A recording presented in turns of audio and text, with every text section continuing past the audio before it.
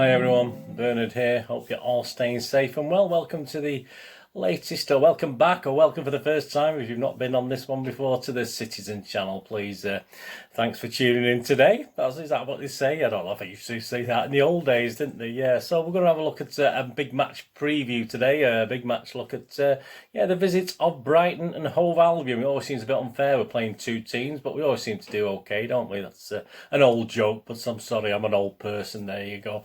Yeah, the visit of Brighton and Hove Albion to the Etihad on the 13th of January 2021, 6 p.m. kickoff, so that's not too bad because, as I say, I'm up early the following day, so at least I can get to bed at a reasonable time, so that'll be fantastic. Yeah, it's on BT Sport. So we're going to have our usual features today. A look at Brighton, obviously, the history boys, a little bit of history between us, a couple of older programmes there, and a newer one, of course. Odds on the game, we might just for fun, free just for fun bets, or well, it might be 4 bets, who knows? I mean, just for fun bets anyway. But after the last debacle, yeah, they probably are just for fun this week. Got a bit stung last time, there you go. But it's just for fun. I never condone gambling, only ever bet what you can afford to lose. Yeah, of course, our regular Manchester City magazine feature where we look around social media and what's making the news, etc. Please, if you're new to this channel, yeah, please push that subscribe button. Fantastic. I'm trying to get up to 600 subscribers. I'm in the 580s as I'm doing this. It's sort of a little bit up and down. It went up quite a lot, and then it sort of dropped a little bit. So please, if you can help me towards that 600 mark, it'd be nice to get to that. Certainly before the end of January, that'll be nice. And onwards and upwards from there. Much appreciated everyone who's subbed recently, and please. We push that notification button as well if you want to know about these things. But if you check the playlist, there's lots of City stuff, obviously City history and City present. But I have a little film and TV channel as well, so don't be surprised if you do push that notification button. You get stuff for film and TV. If you're not that bothered about that, just ignore it. Just look at the football stuff. So, but if you are interested, or somebody might be interested in the film and TV stuff, please point them in my direction and get them to sub if they like what they see as well. That'd be fantastic. And please, there's a couple of links on the screen for Facebook and Twitter. I do check every 2 or 3 days and follow and friend everyone back on there, and I post lots of stuff on there as well. So there you go. Fantastic, right? Shall we get on with this one? Yeah, comments always appreciated. I have my regular guys that comments. I'm always new comments from people. Welcome, and if you can't, give us a thumbs up. Just a nice thumbs up. It's nice to get views. I've been getting quite a lot of views for these City vlogs recently. They're sort of on the up and up as well as my subscribers. So, but if you can give us a little thumbs up, that'd be fantastic. Right, history boys. Yeah, we played Brighton just 10 times in the league. At home, obviously. I think our first ever game was an FA Cup game, which we back in 1923-24ish, around about then. But we're not talking about the FA Cup, we're talking about the league today, so we won't go into that too much. But that was the first time we played them, so we've only actually played them 10 times. We've won 8, drawn 2, scored 26 and let 6 in. And the last time, of course, was it'll be up on screen, it's here as well, 31st of August 2019, so it's quite early into last season. Things looked a lot brighter then. A nice sunny Etihad that day, 54,386. Of course, I was there. There's some highlights on YouTube. I'll probably put a link up for that, but you can find that easy enough if you type into YouTube. Yeah, of course.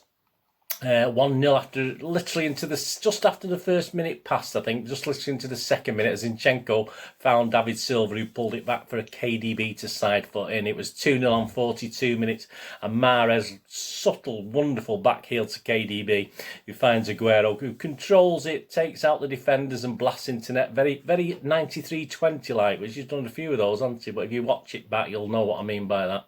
3-0 into the second half, 55 minutes, 3-0. Zinchenko again, he had a good game that day. We're certainly looking at the highlights anyway. Found Silva, who quickly moves on to Aguero. He's about 22 yards out. He beats the defender and hammers it into the top corner for his second goal. And we clinched it. Well, it was already clinched, wasn't it? But on 79 minutes, we made it 4-0 with Aguero finding the overlapping Bernardo there, who's obviously been in some nice form recently as well, until he shoots past the keeper. Yeah, I think he'd been on the pitch a minute or two. I don't think he'd been on very long when he did that. He came on a sub. Interesting stats. So, I mean, we only had 54% possession that day. And passes, we did 598 to 523. So, I mean, but Brighton were sort of playing a passing game at the time. We did have them trying to play that sort of game. So, interesting stats. We weren't for a 4-0 win, that wasn't quite as dominant as you think. And sadly, it was a game where we lost Laporte, wasn't it? He would pick up his serious injury, which possibly ended our, certainly had a big say in ending our title hopes, didn't it, last season, which turned into a very strange odd season, as we know. But we certainly know what happened with Liverpool, etc. I mean, who would have known the sort of run they went on? My first time seeing the newly promoted Brighton at that time was 25th of August 1979. 34,557 in attendance there, and it was the first ever league meeting. So there's not many times fans of any age can say, I was there for our very first league meeting against such and such a team. Obviously, now with the new ups and downs from the non-league, I suppose it's easier to do. But at the time, it was very rare, that you would not see a team, or you'd make you go and see a team for the first time. So it was the first ever league meeting. We'd actually won it 3-2. Power, Shannon and Robinson with a penalty were our scorers that day. Referee Pat Partridge, remember him? If you guys of my ages will remember Pat Partridge. City team that day: Corrigan, Ranson, Stepanovic, Creighton. Tony Creighton. I was going to say Tony Colton, then it's Tommy Creighton. Booth, Power, Mackenzie, Siltman, Viljohn, Robinson, and Shannon. Our sub was Tony Henry. The Brighton side, interesting: Steele, Gregory, Williams, Rawlings, Lawrenson, Ryan, and a Mr. Horton. A certain Brian Horton was the captain of the Brighton. We'll get back to him in a moment again. Was the captain that day. O'Sullivan, Sayer, Ward, Maybank, and the sub was Clark for them. Yeah, and obviously that was 4-0. So obviously that's obviously sorry, that was our biggest fixtures are actually 4-0. Sorry, that wasn't 4-0, that was 3-2, wasn't it?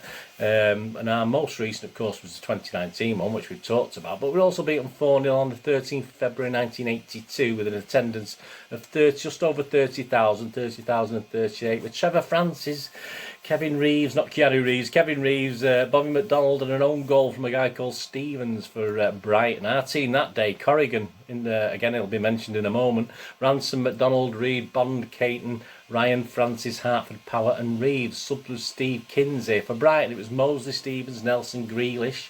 Was it his dad? Yeah, possibly. Foster, Gatting, Case, Ritchie, Ryan, Smith, McNabb, and their sub was Cole Shanks. Of course, that was the dreaded Luton Town season. Obviously, a certain Brian Horton would have a say in that as well, wouldn't he? Obviously, playing for Luton. We did mention him in the Brighton team, didn't we? But Brighton would also go down that season. Obviously, they were already... We'd played Brighton a couple of games before. I think we got with that final game, and they were sort of already relegated at that stage. So we both went down. So obviously, we met the following season. Again, another 4-0 win for City, which is our biggest victories against Brighton, just 4-0. At home. So obviously we met again in the Cannon League second division on the 12th of November 1983. An attendance of 24,562 at Main Road. So what happened to the other 5,500 that were there the year before, eh? Where's the loyalty, City fans? Come on. I was there. I was at both of them. Shocking loyalty. Part-time supporters. Hey, I'm only kidding. Scorers: Parlane, Baker got a couple of goals, and Jim Tolmie scored as well. Wonderful. City team that day was Williams, Ransom, Wilson, Reed, Power, Creighton, McNabb, May, Parlane, Baker, Tolmie, and the sub was Walsh. He was unused. For Brighton in net, coming back to Main Road was Mr. Corrigan. We'd sold him obviously, so he got a quick return to Main Road, and obviously was on the end of a 4-0 hammering. Corrigan was in net: Ramsey, Pearce, Case, Gattin, O'Regan, Young, Howlett, Grealish, Connor and Ryan, and their sub was Smith. So biggest defeat at home? None, because they'd never beat us at home, so that's not bad, is it? How are they doing? Well, of course, Graham Potter's still in charge there. They're still trying to play a little bit of football. And they just recently knocked League Two side Newport County out on penalties at Rodney Parade, obviously in the FA Cup. But far from convincing display by the goalkeeper, unfortunately. He's not their main goalkeeper, I don't think. And he did have a bit of a mare, but obviously he saved himself with the shootout. Obviously, they've got a few injury problems. There's another addition to that. Their midfield dynamo, Yves Bissouma, he's suspended due to an accumulation of yellow cards, so he'll join the sort of other players that are injured. Davy Proper, he's a big guy in the middle. He's the one who does all the work in the middle of the pitch, so he should be playing. But they've got Danny Welbeck, Aaron Connolly, Adam Lallana all missed the trip to Rodney Parade and remain doubtful for this one as well. And there's a guy called Tarek Lamptey who he sort of does quite well for him, and he's We're not too sure whether he'll be turning out. So, few problems for Potter there to sort out. And of course, the keeper Steele's shootout heroics were great, but obviously based on the fact he didn't have a great game, I can't see him being in goal. Obviously, Robert Sanchez will return to goal, I'd imagine. And Leandro Trossard, I've heard of him. I don't know why I've heard of him, but he's a name that's familiar. We'll be aiming to put his penalty miss. He must have missed a penalty in that game. He earns, obviously, should be playing an attack for Brighton. Yeah, I mean, Brighton are slightly better away from home. At least they've won a couple away. They've not won any games at home at the moment. They've drawn a few, but they've not won any. Away from home, they've won 2, drawn 3 and lost 3. And the wins came at Villa and Newcastle, and they actually finished both those games with 10 men. They had someone sent off. So let's hope they don't get someone sent off on Wednesday night. Otherwise, we might be in trouble. Yeah, I mean, my little thoughts. I mean, it's hard to think about anything other than a comfortable City win, is it? I mean, surely. I mean, we can't take them for granted. Obviously, you can never do that in the Premier League. But Brighton are struggling with injuries, but they do try and play a little bit of football, I think. But I think Potter will have them a little bit restrained for this game. I don't think they'll be mad. I think they'll just try and keep it, and obviously, like most teams, count it as a free hit. And but surely it's got to be a win for City. Can we see anything else? But hey, you never know. Don't disrespect to Brighton. They're a Premier League. Anything can happen, can't they? Although City are in quite good form at the moment. Although we're still a bit confusing over who's fit and who's not fit and who's got COVID and who hasn't got COVID. But we're still sending out 11 guys who seem to be fighting for the shirt at the moment, so that's fair enough. My predicted lineup. Let me know yours in the comments. I'm going for, as I said, I don't know what's happening with COVID, etc. and injuries, but I will go for Ederson, Walker, Stones, Diaz, Cancelo, Rodri in front rather than Ferner. I'd go for Gundogan, who's playing well. Bernardo, could be Foden, but I'll put Bernardo in there. KDB, Sterling and Jesus. I'm sure Jesus will get another run out. I'm sure obviously Aguero won't be featuring, will he, because of this situation. So yeah, Ederson, Walker, Stones, Diaz, Cancelo, Rodri, Gundogan, Bernardo, De Bruyne, Sterling and Jesus. Just as I say, I'm not too sure. Obviously Torres is still out, isn't he? So yeah, Foden and Bernardo might be a switch there, but I'm not too sure. Let me know what you think anyway, what you're picking for your starting 11. If we get 8 or 9 of those right, I'll be quite happy, to be honest with you. Match officials, referee Darren England. Yeah, he doesn't do, I'm not seeing him much, so we'll see how he goes. It says Lionel, Stuart Burton, Simon Bennett, yeah. Fourth official, Michael Oliver. VAR, we got Mike Dean. Well, he'd be sat on his bum doing not much, will he? Assistant VAR, we got Dan Robathan. I mean, we do, all these names appear all the time. We mustn't have many refs knocking about of good quality, must we? Yeah, score prediction. Yeah, I'm going to go for 3-0. I'm hoping it'll be more, but I say it's so hard to do the score predictions these days. You just don't know. I mean, we could go 3-0 up and then just ease off in the second half again. You just don't know with City. So I'll go 3-0 anyway, and we'll look at the odds on that in a minute. Right, the odds, please. I don't condone gambling in any way, and please only bet what you can afford. I mean, I lost 6 points last time out. Total disaster. I was close, hit the bar a little bit again, but yeah, I mean, I did expect how I expected Birmingham City to score. I don't know. Before hindsight's a wonderful thing, isn't it? But before the game, I thought they would. I thought they'd be, but there you go. It's a funny old game, and I didn't expect our team to be as strong as it was, to be honest with you. So that probably didn't help either. And if you are sort of doing these little flutters and things, be wary of that, because we don't really know. I mean, put your odds, put your bets on it as late as you can. I know you don't always get the best prices, but in theory, put them on when the team comes out. But obviously the odds will change, unfortunately. So I always do this 2 or 3 days before, so you never know, do you? Anyway, I'm taking a chance with this game as well. Interestingly enough, City are now odds-on favourites to win the Premier League again. There we go. How quickly things change. I think we were 5-2 about 3 weeks ago. Liverpool are out to 11-4. You can get 11-4 on Liverpool.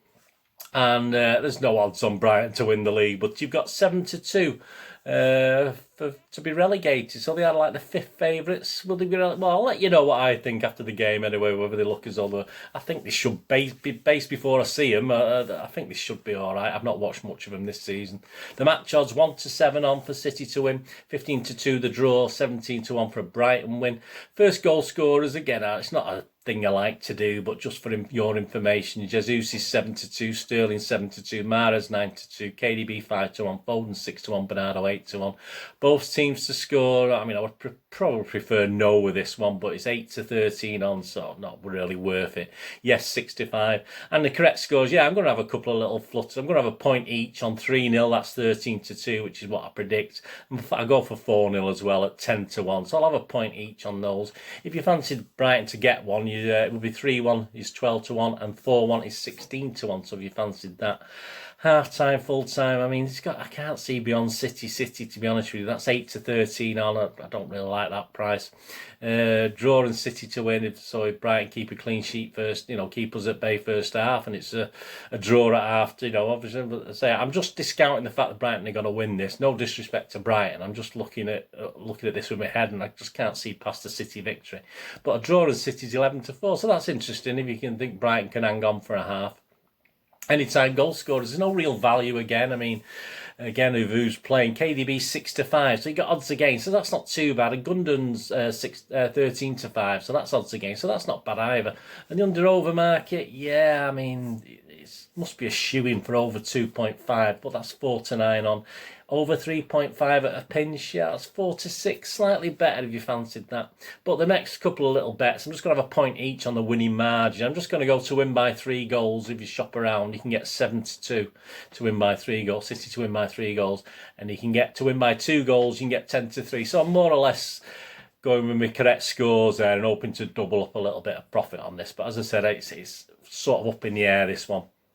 I'm not 100% sure with this, just for fun. I said it's just a little bit of interest. It's one of those things while I'm watching the game, I think, oh yeah, I had that or I did that. And it just makes the game a little bit more interesting. Sometimes City games can get a little boring because we're quite good, but boring in a good way, not boring in a bad way. Yeah, so that's my little bets done. And on to the regular City magazine feature, of course. Some information. We'll play League 2 side Cheltenham. That caused some consternation. We'll talk about that in a moment. In the FA Cup 4th round, of course, and the tie will be played at Johnny Rock Stadium. What a name, what a title. I prefer the old names for stadiums, please. Johnny Rock Stadium, what's going on there? We've never met before, as far as I know, competitively anyway. We may have done a friendly, I'm not sure. The only thing I know about Cheltenham was the races many years ago, but there you go. And the ties will be played over the weekend, the 22nd to the 25th of January. And the winners of that will either face Swansea or Nottingham Forest, so that's quite interesting. I remember Forest put us out of the FA Cup, did they, a few years back? So if we win that, they're played on the 9th to the 11th of February, so if we win against Cheltenham. It'll be an interesting game. And interesting enough, these virtual tickets for these non-league clubs. What a brilliant idea. I've seen a couple of people comment on it. Fantastic. So if Cheltenham sell these virtual tickets, I mean, why not buy one and help them out? I don't know how they do it, but that's quite an interesting concept, isn't it, to follow. We're not really here. The City magazine, live magazine before, in between and after the matches. Paul Dickoff and Michael Brown are on this week, so if you like those guys, you like to tune in. Of course, we'll join Kyle Walker in the stadium for that one. And I featured this guy recently in a Colin Bell thing, at Angelid here. He does a little drawings, etc. But he's also done one on Fernandinho there that I thought I'd show you. That's a nice little one with his hood up. I think that's quite. He obviously takes the image and does his own interpretation of it, but that's a nice little image. I like to include artwork that I like, so that's worth a look. Check him out on Twitter, but obviously I'll have the address on the bottom there for you. At Ferran Torres 20, obviously his official account, is obviously back after his isolation now. It's his second positive test in 9 months, so this is the variant. Is this the variance that's causing this? I mean, I assume so. I mean, what really worries me is obviously it's like the common cold and flu, isn't it? You never really get a perfect cure because it keeps altering, it keeps mutating into different things. And is this going to be the same? Are we going to be wearing masks for the rest of our lives? I mean, I did read an article back in February when this thing was in first kicking off, and someone said this is it now. You're always going to get pandemics. It's never going to end, and it's horrible, isn't it? But it just brings it home to when Ferran Torres wrote that. So Quite interesting. Well, welcome back. I'm glad you're well there. And say the young lads seem to be doing okay, aren't they? All these guys coming down, it seems to be coming back. But as we have with Gundogan, sometimes it hits them harder going forward than others. It depends on the person at the end of the day. It's like anything, isn't it? It depends on your actual constitution yourself. Yeah, Brian Houghton on Facebook. So I do look at a quick look on Facebook. Had some rare footy stuff. He does rare footy stuff site, or if you get on there, you get onto Brian Houghton, you'll see it anyway. He posted a City season ticket from 1914, 1915. Yeah, that was the last full season before war broke out. Yeah, World War One. Yeah, he was, so that was a great little find. I mean, I've just got the images up there for you to look at. But that's the sort of stuff I love, as you know. I mean, I'll tell you what, if that came up for auction, I think you'd have to pay a few quid for that. But yeah, last full season before World War One. That's quite an interesting one, that. And getting back onto art, yeah, just to mention for artist Don Grant, I've got one of his things in the background, in the back. Or I've had one of his things on the wall in the past. He did, obviously, he's replicated the image of the players in the number 8 shirts, obviously for the before the game, and it's always worth checking out his web page. You can commission personalised work, etc. He's a good lad. He's a nice lad. He had his own thing. You can get onto it at I think he has his own Facebook and Twitter. You'd have to check that anyway. But if you check out his website, it's all on there at www.dongrantwallart.co.uk. So have a look at that. So some great images. It's his style. He does it in his own style. Some people won't like it, some people will. But every artist has got his own style, haven't they? So I thought I'd give a mention to Don and that great image up there of the guys in the number 8 shirts. A couple of quirky stats. I don't usually do this on there, but some interesting from @Poppy_MCFC with a capital P, @Poppy_MCFC. Yeah, Gundogan, just a few stats. Since recovering from COVID-19, as I said, he took a little bit longer than some, didn't he? 16 games, 1,192 minutes, 13 wins, 3 draws, no losses, 5 goals, 90.5% passes completed, and obviously man of the match against Chelsea. Yeah, so he has been certainly playing really well. Not the greatest game, his last one he played, but he has been playing really well. And Phil Foden, again on @Poppy_MCFC. She's got some little stats on Phil Foden this season. 21 games, started 15, 1,400 minutes, 7 goals, 5 assists, passes completed 89%, that's nearly 90%, and along with his insane work rate, averaging 13.83 kilometres per 90 minutes. That's some going. Only 20 years old, best youngster in the league, she did comment, yeah, sort of. And we do like the news. I'm going to have an and finally, a funny thing, and finally, obviously a funny thing. Of course, as I said I'd get back to it. The Cheltenham Cup draw, obviously it raises the usual garbage from United and Liverpool fans and many other fans of other teams as well, who probably haven't, cheeky buggers, but I mean, let's face it, it's quite ironic when you get United and Liverpool fans, considering both teams' officials and the lack of respect those teams have shown for the cups over the years, FA Cup and the League Cup, and it's interesting you get these comments, and I've just picked out one that was interesting. This is from a guy who's got over 65,000 followers, total airheads, obviously. All these 65,000, I'll probably get 1 or 2 on now, slagging me off, get me thumbs down up. I'll get loads of thumbs. So get those thumbs up, guys, because I'll probably get a few thumbs down if anyone latch onto this. But yeah, @United Tray, UTD Tray. I'm not even going to put it on here. It's capital letter, at capital letters UTDT and small letters REA, @United Tray, with over 65,000 followers. Following the draw, he said, Man City have spent hundreds of millions on tons of players without any restrictions and rigged draws consistently to get easy teams in both European and domestic cups. The most corrupt club. I mean, so as you'd expect, there's lots of, I don't tend to get involved and answer these things. It's just needless, really. It's just pointless. But some great responses, as you'd expect, from City fans and non-City fans, obviously, not just City fans. But one of the one I've got up there, the best one is from @Wazza64 MCFC, who quoted that he could read this.